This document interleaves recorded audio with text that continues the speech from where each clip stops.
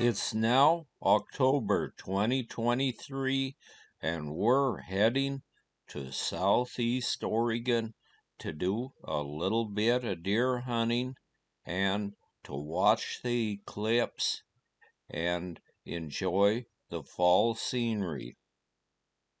The deer hunting, we're not expecting too much since the deer just aren't in the area where we're going to hunt this year, but the eclipse ought to be great. Over the Cascade Mountains and through the desert city and where we're going to briefly stop and do a couple chores at our daughter Annette's. We spent the night in the pine at our daughter's house, and the next morning we're up early heading south. We're going through Silver Lake, a little desert community that's a very small town now, but it has a very interesting and sad story to the history of it. In 1894, there was the biggest tragedy that ever played out in the state of Oregon. A group of people gathered on Christmas Eve to celebrate Christmas.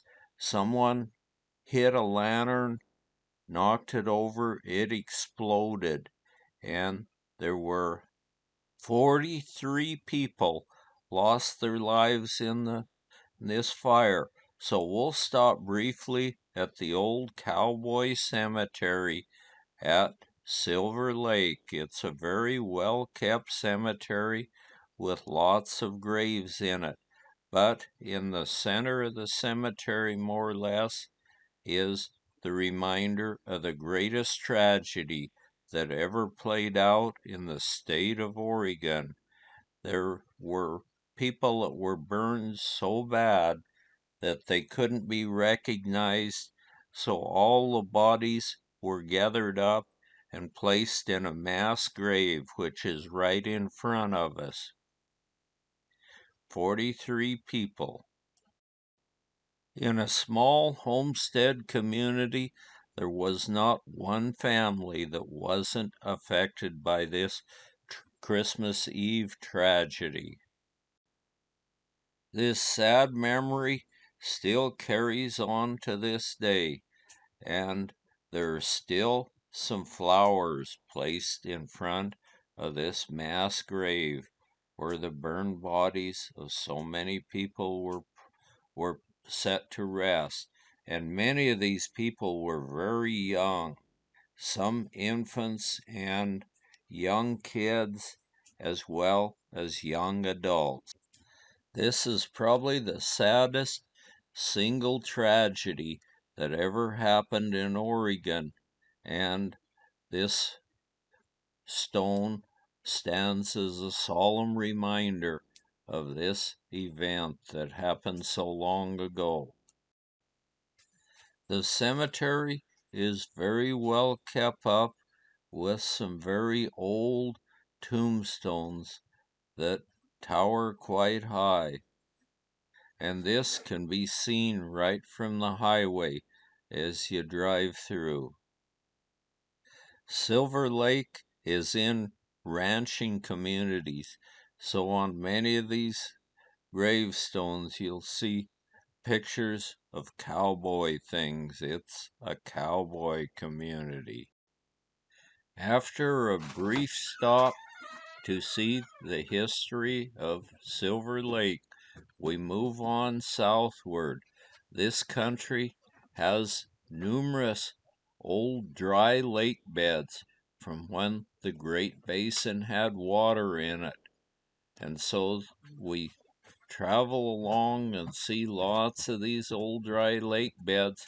We go over a little summit from Silver Lake down into Summer Lake, where there's a large game refuge that caters to mainly uh, waterfowl.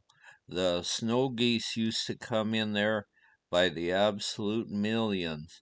I think they've changed their route somewhat now, but there's still plenty of waterfowl there, and you can even hunt in the refuge if you get permission at the headquarters. Over the summit from Silver Lake, we next come out at the little town of Summer Lake, where the big game refuge is. They even plant pheasants and quail and chuckers there, so there's some hunting for most every taste. The town of Summer Lake is just a typical little town like you'd find out in the rural desert areas of southeast Oregon. And there's even a rest stop here where you can go in and use the bathroom.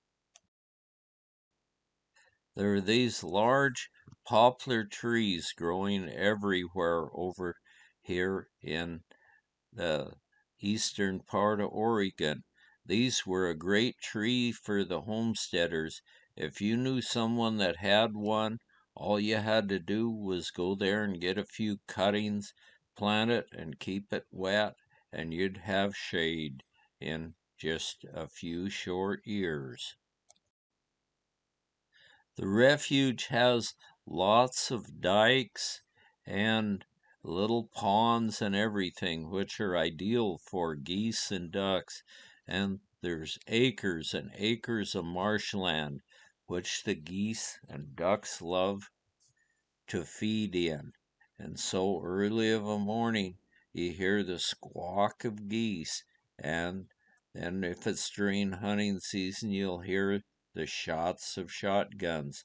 Then we go past the old schoolhouse that was built here for the pioneer kids to get their education, and then on southward. The fall colors are just starting to show up in their pretty colors. Summer Lake itself is quite dry now due to the drought of the few years, but it goes up and down, so there's still some water there, and we'll move right on past down toward Lakeview, Oregon. For miles, we drive along the just a short distance from the shore of Summer Lake. We even pass a hot springs. This hot springs is a commercial hot springs, so you have to pay and slip on your swimsuit, and then you can go in and enjoy the hot springs. Although I've heard that I haven't been there myself, but I've heard that after dark, for those who wish to go without a swimsuit, it's okay after dark. From Summer Lake, we move on southward, and then we start seeing the beauties of quake and aspen tree decorating every hillside as we go along with their very best of fall colors. The quake and aspen are one of my favorite desert trees. As we get into the hilly country, there's quake and aspen after quake and aspen, mixed with a few juniper on the rolling hillsides of southeast Oregon. From there, it's a never-ending sea of sagebrush as we head eastward across cattle country. Then, ahead of us, we see the Guana Rim. This must be a nightmare for truck drivers to drive over. It's the steepest paved grade in the state of Oregon, and it's a 5% upgrade for miles as you climb from the desert floor up to the higher desert areas. As we go up the grade, we can look over a vast sea of sagebrush and just some plain desert country. The road winds and twists up the Guana Rim. I'm sure glad it isn't icy. When it's icy, they have to close this road because it could be very dangerous. And this is on Highway 140. It's the Winnemucca to the Sea Highway. So a lot of big trucks come over here. There are no emergency off-ramps or anything, and if your brakes went out in a big truck, you would certainly have one ride in front of you, and hopefully you could get it slowed down enough you could negotiate some of the corners. It may be just a little bit scary for some people, but everyone would have to admit the view is fantastic from this highway. We meet our grandson Joe at the gravel pit right on top of the rim, and then the next morning, just as the keeper of the stars gets the sun put up in the sky to light up the sagebrush, we're out looking for some deer. This year has been an extremely wet year, and so the grass has grown very high. And there goes our grandson Joe and his father-in-law Tony up to see if they can find a deer in one of these canyons. And so we'll go to another and look. Marge and I went to another canyon to look for deer or deer tracks. So we'll walk up the bottom of the canyon and just see what we can see. At one spot in the canyon, there's just a little bit of water and lots of grass, and we did finally see some tracks. This sagebrush country has very few deer in it and always has, but if you see an old buck, he very well might be a really good one. So we'll keep looking, and we did finally find a few tracks, so that's a positive thing. There are miles of sagebrush country here without a deer in it. The deer would be up in some of the little canyons where what they need to eat is there, and there is some tracks of a few deer that wandered through here. So we'll keep looking, at least that's a little bit encouraging. And there's another track, and that looks like an old big buck's track right there. So we'll keep looking for him. We did see an old doe take off. I think she had her fawn stashed, and so she went bounding out through the sagebrush, and she'll go out there a ways and turn and come back. We have the cargo trailer along to haul our gear, and we'll sleep in it, since it's a bit windy and a little bit of a storm hanging on the horizon. That cargo trailer will be good shelter for the night, and we parked right in the gravel pit. We're out of bed before the sun even gets up skyward, and we're going to go out and look for a deer again today. Yesterday, at least, we did find a few tracks, so there very well might be a deer or two here. But there are thousands and thousands of miles of sagebrush to have to look through to find them, so our chances aren't real great that we'll find anything. The sun comes up in a crystal clear sky right ahead of us, and we're on our way hunting. Marge and I elected to set in a blind for a while. Rather than getting out and tramping through the sagebrush, we'll just let those old deer find us. But unfortunately, they weren't interested in finding us, and we saw nothing but a few hawks and a few other birds.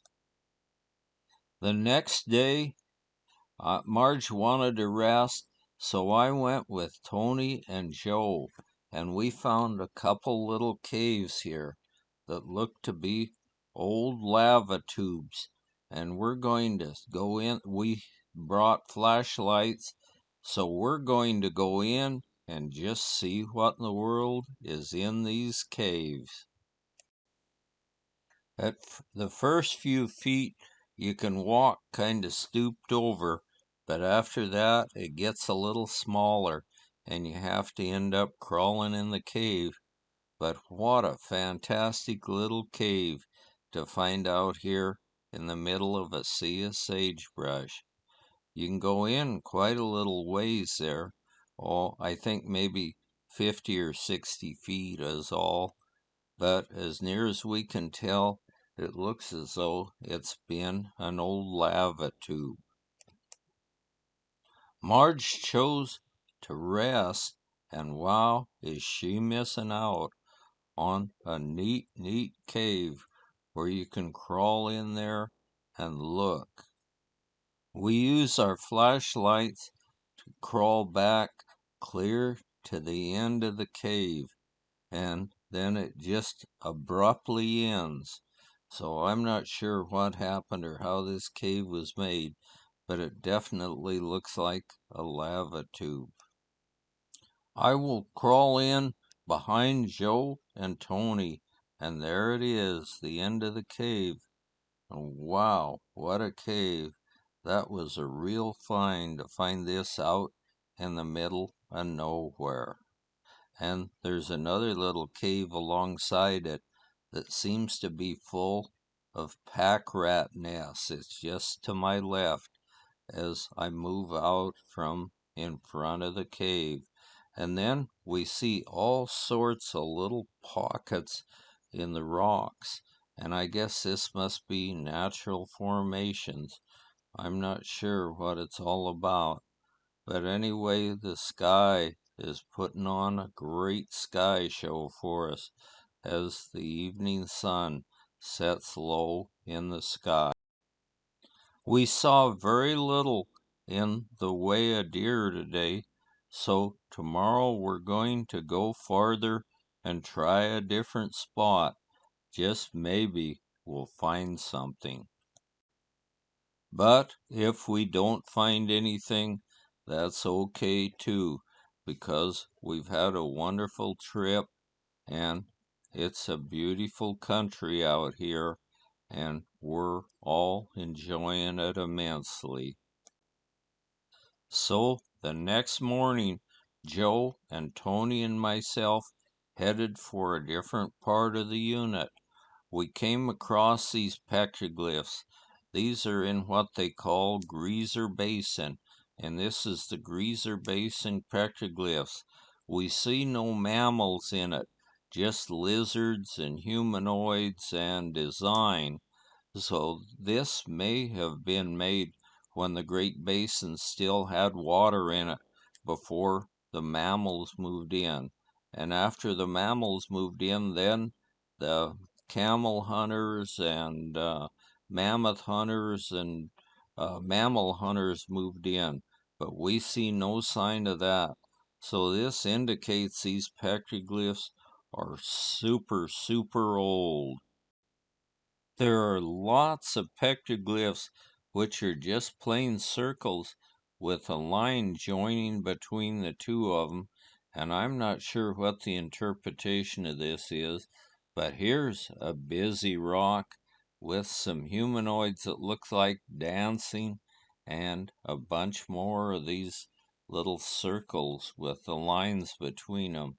And these sites were a religious site. So we don't really know how to interpret a lot of this stuff. And if I were to say something, it would probably be wrong. But I can say this, these are extremely old. These designs go for quite a little ways here along the summit of Greaser Basin. And we couldn't find any water source here, which there usually is around a petroglyph site.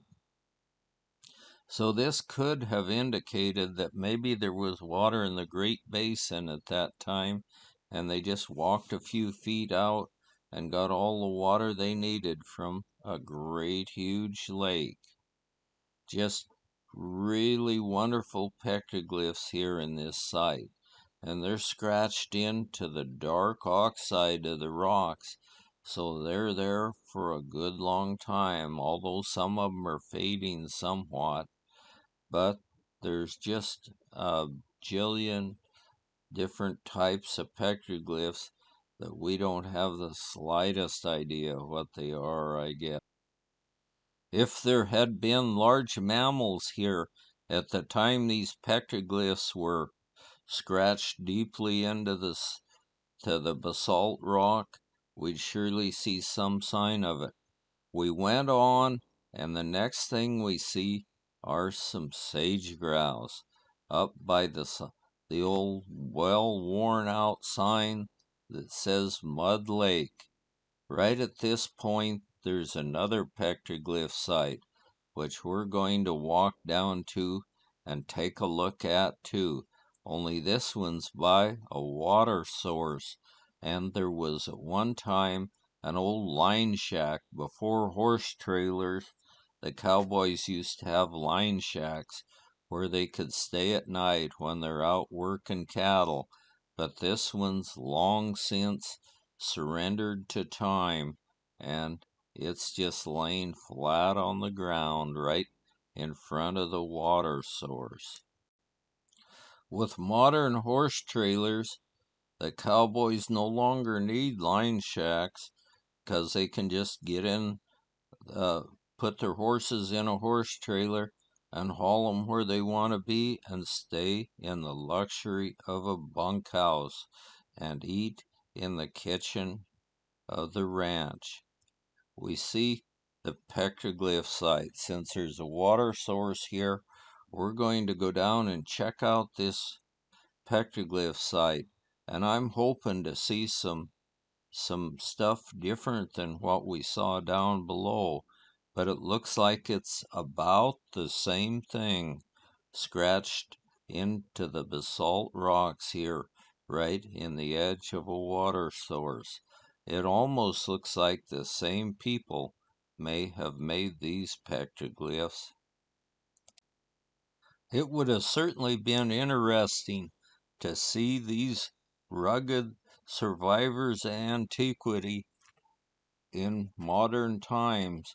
Maybe you wouldn't be able to really tell them from modern people, except for the way they're dressed.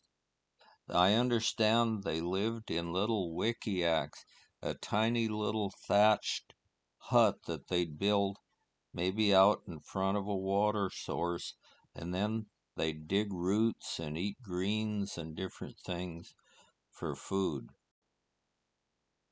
And surely they did lots of hunting and, if available, fishing to supplement their diet with a little bit of good high protein.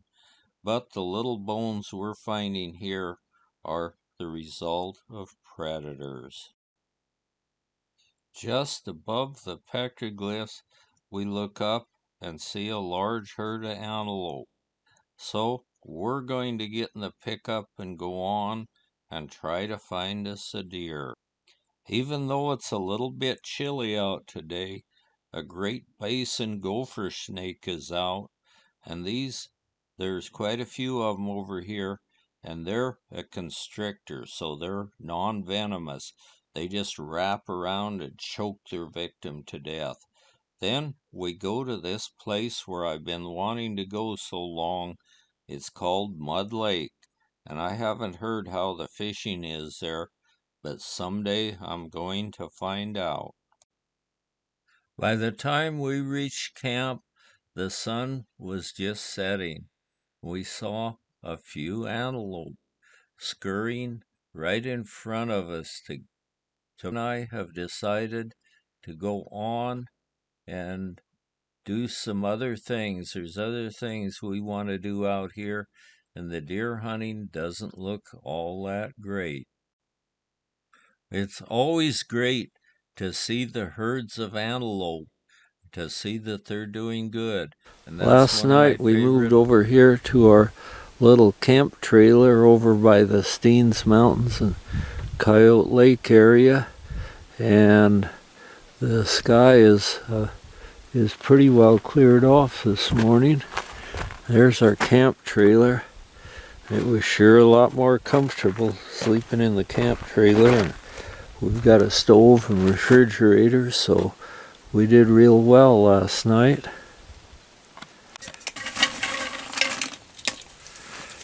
There's some peanuts. Let me throw them out. You threw them too quick. There we go. There, you squirrels better get over here before something gets your peanuts. Oregon all decorated up with its finest of fall colors. And we're going to go fishing here at Rome.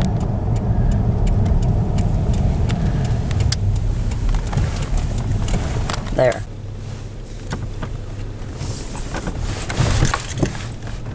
Going down to the Owyhee River and test the water and see if there's a big bass wanting to bite.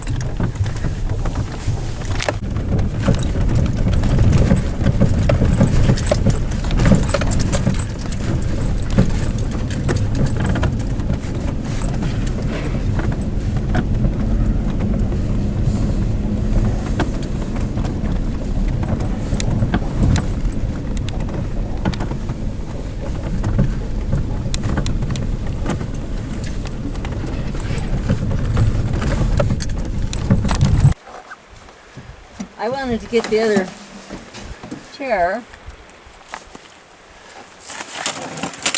There.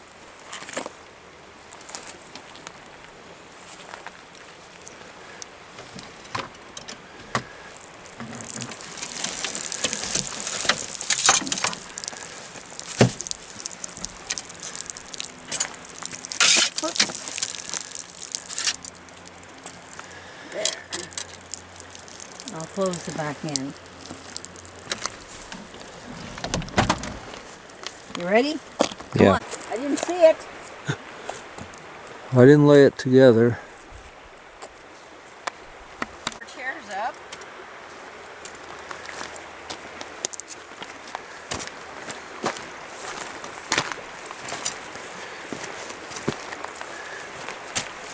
There.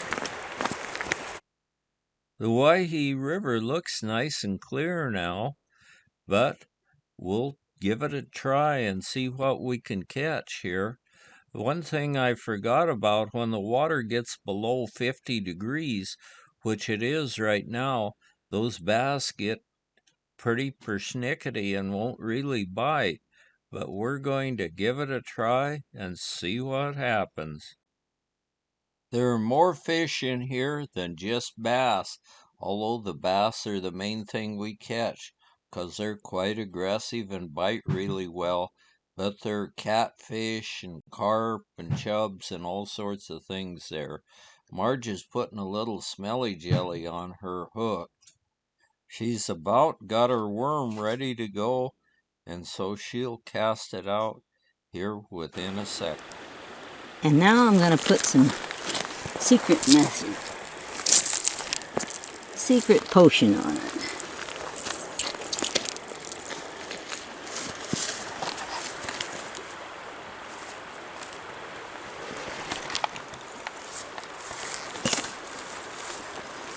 What, did you get caught on it? Tom!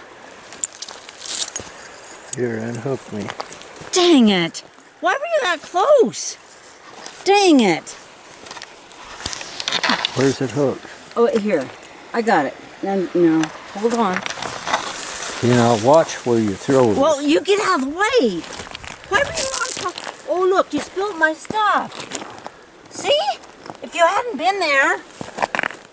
Look, watch where you're walking. You spilt my stuff.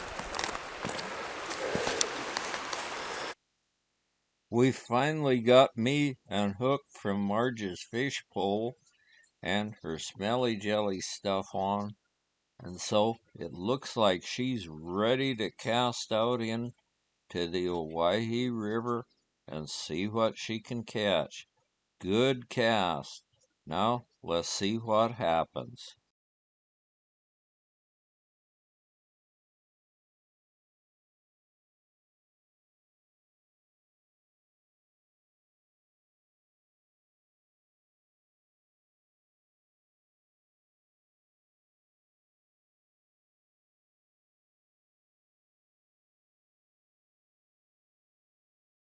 She claims that really does the job, so we'll find out here in a little bit. Marge likes to fish with worms, and I'm going to try a little lure and see if it'll work. And so I cast that little lure out time after time, and nothing bites it. Marge casts her worm out into the cool waters of the Owyhee River, hoping to reel in something. There was a cool breeze starting to come up, and we didn't seem to be catching anything. Marge had a couple of them on that both took her hook off. I don't know what it was. So we're going to give it up and try it again some other day.